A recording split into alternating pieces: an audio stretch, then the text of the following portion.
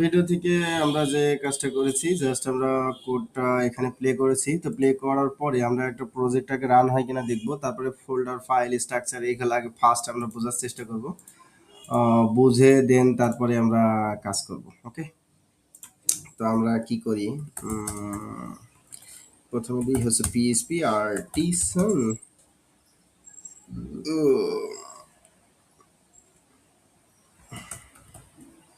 Serve.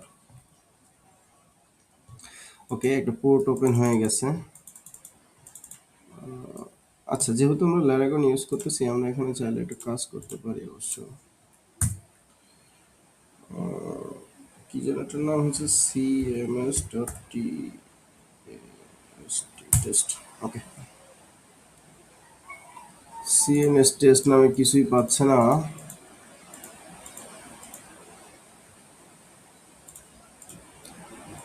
CMS test নামে কিছুই পাচ্ছে না। তাহলে আমরা একটা কাজ করি, লোকাল হোস্ট সিএমএস আসছে পাবলিকের এই।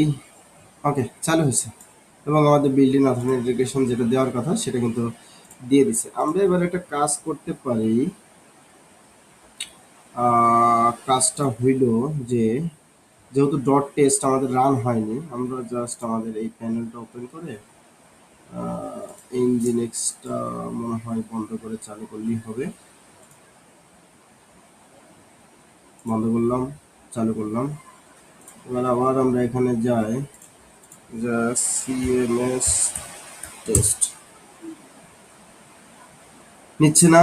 তো আমাদের যেটা করতে হবে মেবি এটাকেও রিস্টার্ট দিয়ে দিই, এটাকেও রিস্টার্ট দিয়ে দিই, অ্যাপাচিটাকেও রিস্টার্ট দিয়ে দিই।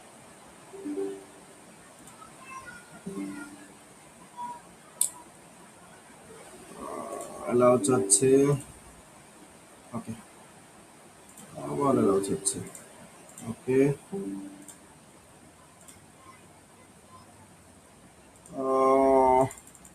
টেস্ট মেবি আমাদের এটা ক্রিয়েট হয়নি, যাক একটা ক্রিয়েট হয়েছে, যেটা ক্রিয়েট হয়েছে এটা দিয়ে আমরা আপাতত কাজ চালিয়ে নেই।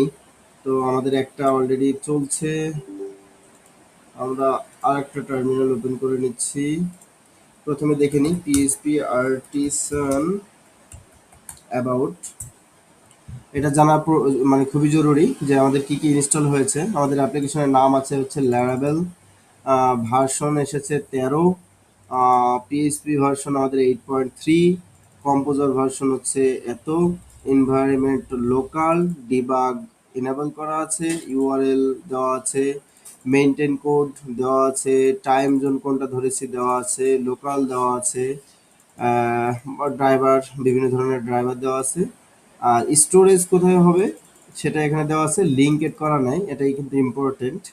এই স্টোরেজের আমরা যখন ইমেজ নিয়ে কাজ করব, বিভিন্ন ধরনের স্টোরেজ নিয়ে কাজ করব, তখন কিন্তু এটা অবশ্যই লিঙ্কেড থাকা লাগবে। অনেক সময় আমরা সার্ভারে ইমেজ মানে লোকালে কাজ করতেছি কিন্তু অনলাইনে কাজ করে না, তখন আমাদের এখানে একটা কমান্ড দিয়ে লিঙ্কেড করা লাগে। হ্যাঁ, আর আমাদের প্যাকেজ হিসেবে ব্যবহার করছি লাইভওয়্যার 4। ওকে, তাহলে আমরা একটা করি, একটা ফাইল ওপেন করি, ইএনভি ফাইল ওপেন করি। প্রথমত আমরা দেখি যেখানে আছে ল্যারাবেল, তো আমরা আমাদের প্রজেক্টের নাম কি দিচ্ছি, সে সিএমএস, এটা হচ্ছে আমাদের প্রজেক্টের নাম। আমরা এবার ওই একই কমান্ড আমরা আবার দেব।